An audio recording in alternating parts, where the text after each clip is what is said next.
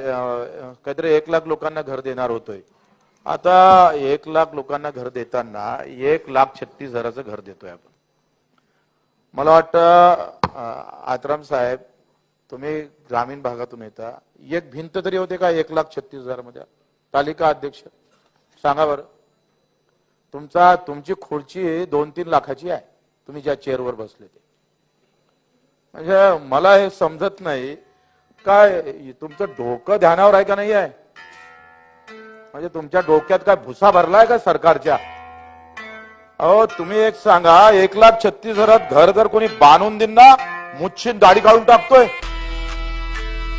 कोणी असन तर सांगा मला. हो सिंगणे साहेब, मग तुम्ही बोलत का नाही ते सांगा. 1-3 लाख दिले पाहिजे. शहरातल्या लोकांना 2.5 लाखाचं घर देतोय आणि गावातल्या लोकांना 1.25 लाखाचं